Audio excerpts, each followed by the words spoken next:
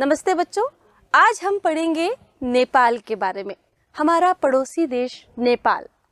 इस पाठ में नेपाल के भौगोलिक जो स्थिति है उसका वर्णन किया गया है, साथ ही साथ वहाँ की सामाजिक स्थिति, धार्मिक, सांस्कृतिक परंपराएं, इन सब के बारे में इस पाठ में बताया गया है। तो बच्चों शुरू करते हैं, क्योंकि मुझे भी बहुत उत्सुकता हो रही है नेपाल के बारे में जानने की। भारत की उत्तरी सीमा पर बसा हुआ नेपाल एक पहाड़ी देश है। पहाड़ी देश मतलब जो पहाड़ पर स्थित होते हैं बच्चों। यहाँ पहाड़ों की चोटियां बर्फ से ढकी रहती हैं। संसार की कई ऊंची ऊंची चोटियां नेपाल में हैं। इनमें सबसे प्रमुख चोटियां एवरेस्ट, कंचनजंगा, धौलगिरी, अन्नपूर्णा और मकाल है। यहाँ की जलवायु ठंडी है। क्यों बच्चों? क्योंकि पहाड़ी देश है, पहाड़ पर स्थित है, बहुत ऊंची ऊंची पर्वत की चोटियां हैं, इसलिए ये जो प्रदेश है या ये जो देश है, यहाँ की जलवायु बहुत ठंडी है। नेपाल के निवासियों में शेरपा कबीले के लोग बहुत प्रसिद्ध हैं। ये लोग हृष्ट पुष्ट और परिश्रमी होते हैं। शेरपा लोग पर्वतों पर चढ़ने में बहुत कुशल होते हैं। मतलब यहाँ पर जो लोग होते हैं उनमें शेरपा जो एक कबीला है, वहाँ के लोग बहुत प्रसिद्ध हैं बच्चों। क्यों? क्योंकि बहुत हृष्ट पुष्ट होते हैं, ताकतवर होते हैं और परिश्रमी भी होते हैं। हृष्ट पुष्ट ताकतवर मतलब मोटे तगड़े नहीं, बहुत चुस्त दुरुस्त होते हैं, बहुत तेजी से दौड़ते हैं और पहाड़ी चढ़ने में तो ये इतने कुशल होते हैं कि देखते देखते पूरा का पूरा पहाड़ चढ़ जाते हैं। ऊंचे ऊंचे पहाड़ों पर सामान इन्हीं की मदद से चढ़ाया जाता है। सैलानी लोग अपना सामान एक स्थान से दूसरे स्थान पर इन्हीं की मदद से लेकर जाते हैं। सैलानी मतलब जो पर्यटक होते हैं, जो घूमने जाते हैं नेपाल, वो तो इतने पहाड़ी इलाकों में अपना सामान नहीं उठा सकते, क्योंकि ऊपर चढ़ते चढ़ते उनकी सांस वैसे ही फूल जाती है।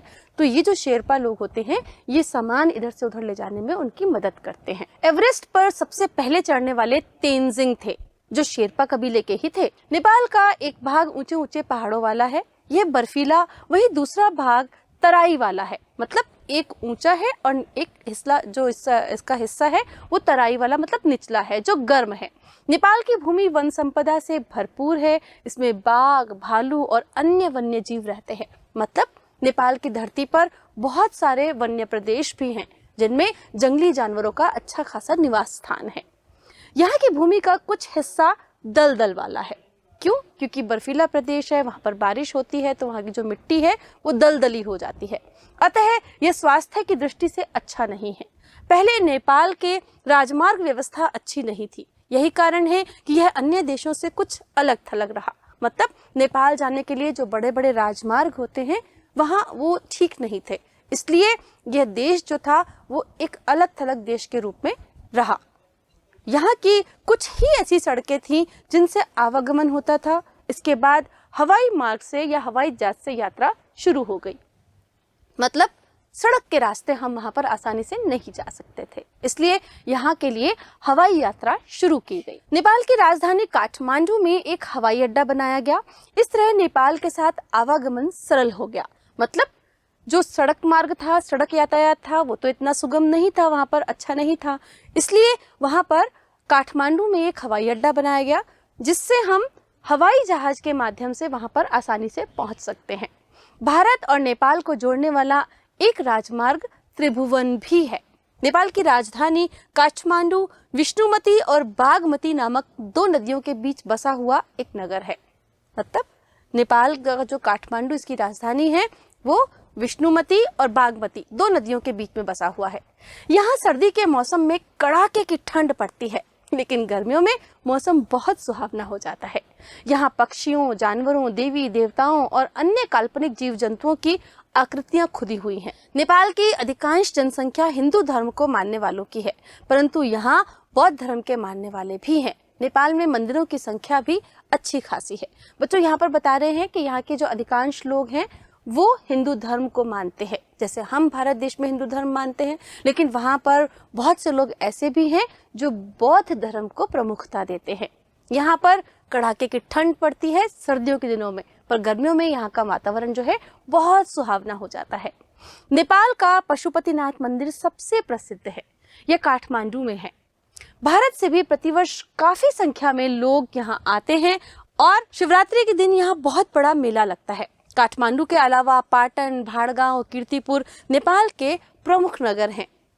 ये प्राचीन नगर कई सौ वर्ष पूर्व नेपाल के मल्ल राजाओं द्वारा बसाए गए थे। मतलब ये जितने नगरों के नाम हमने यहाँ पर लिए हैं ये बहुत प्राचीन नगर हैं, जिनके राजा कौन थे? मल्ल राजा।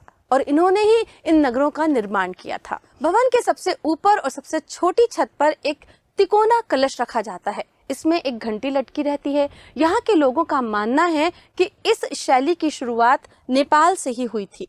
यहाँ से ही विश्व के अन्य भागों में इसका विकास हुआ था। मतलब जो यहाँ के भवन बनाए गए हैं उनमें एक ऐसी तिकोनी छत होती है, उस तिकोनी छत के नीचे एक घंटी लटकी हुई होती है। वो कह रहे हैं कि इस तरह के वास्तुशिल्प का जो निर्माण है वो सबसे पहले नेपाल में हुआ था और फिर यहाँ के देखा देखी लोगों ने अन्य नगरों में, अन्य देशों में जाकर के इस तरह की वास्तुकला में अपने भवनों का निर्माण करवाया था। जनकपुर यहाँ का एक महत्वपूर्ण धार्मिक स्थल है। ऐसा माना जाता है कि राजा जनक की पुत्री सीता का विवाह दशरथ पुत्र राम से यहीं पर हुआ था। बच्चों, एक यहाँ पर चित्र दिखाया गया है, शायद ये जनकपुर का ही है। और वो कह रहे हैं कि ये एक महत्वपूर्ण धार्मिक स्थल है जहाँ पर ऐसा माना जाता है कि सीता और राम का विवाह हुआ था। जानकी मंदिर यहाँ का प्रसिद्ध मंदिर है जिसका निर्माण 1911 ईस्वी में हुआ था। यहाँ पर धनुष सागर और गंगा सागर नामक दो पवित्र तालाब है जिनका प्रयोग धार्मिक कार्यों में किया जाता है। मतलब जैसे हम हरिद्वार जाते हैं या किसी और स्थान पर जहाँ पवित्र तालाब होते हैं जिनमें हम स्नान करते हैं, काशी में जाते हैं, प्रयागराज, है ना, तो वैसे ही यहाँ पर गंगा सागर और धनुष सागर नाम के दो तालाब हैं। जब भी वहाँ जाते हैं लोग धार्मिक कार्यों के लिए तो इसमें पहले स्नान करते हैं और फिर धार्मिक कार्य किए जाते हैं। नेपाल लोकगीत और लोक नृत्य में भी अपनी अलग पहचान रखता है। यहाँ के लोकगीत और लोक नृत्य बच्चों बेहद प्रसिद्ध हैं। गीतों को संगीत में बनाने के लिए खंगड़ी, बांसुरी तथा ताल वाद्यों का इस्तेमाल किया जाता है। इन लोक नृत्यों के अलावा यहाँ का एक शास्त्रीय नृत्य भी है। इसे मंदिर के ही लोगों के सामने, जो मंदिर में कामकाज करते हैं, दिखाया जाता है। मतलब हमारे यहाँ पर भी बच्चों शास्त्रीय नृत्य हैं, कथक है ना। इसी तरीके से यहाँ का भी एक लोक नृत्य है जिसे केवल मंदिर में ही किया जाता है और मंदिर के लोगों के सामने ही किया जाता है। नेपाल के लोग मुख्य रूप से दाल और चावल खाते हैं। यहाँ धान की खेती होती है। इसके साथ ही यहाँ दूर दूर तक बर्फ से ढकी ऊंची ऊंची चोटियां दिखाई देती हैं। अब ये क्या कह रहे हैं, यहाँ का खान पान कैसा है बच्चों? यहाँ के खान पान में जैसे हम दाल चावल खाते हैं पर हम साथ में रोटी भी लेते हैं, पराठे भी लेते हैं और बहुत सारे और भी स्वादिष्ट व्यंजन बनाए जाते हैं। तो यहाँ का जो मुख्य खान पान है वो दाल चावल है। यहाँ पर धान की खेती होती है, धान मतलब चावल की खेती होती है। और इसके साथ ही यहाँ की जो पहाड़ियां हैं दूर दूर तक बर्फ से ढकी हुई दिखाई देती हैं।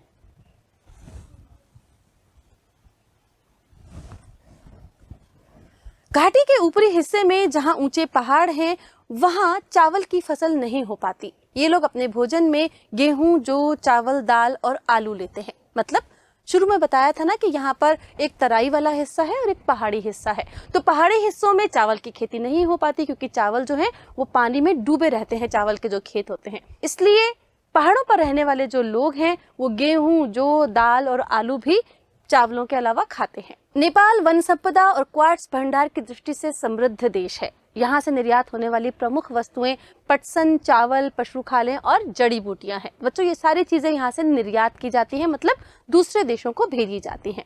नेपाल का राष्ट्रध्वज मतलब जैसे हम अपने राष्ट्रध्वज, हमारा राष्ट्रीय जो झंडा है उसका सम्मान करते हैं, ऐसा ही नेपाल का भी राष्ट्रध्वज है जो गहरी नीली किनारे वाले दो त्रिभुजों से बना लाल रंग का है, जैसा बच्चों चित्र में दिखाया गया है। इस पर चांद और सूरज की आकृतियां बनी हुई हैं।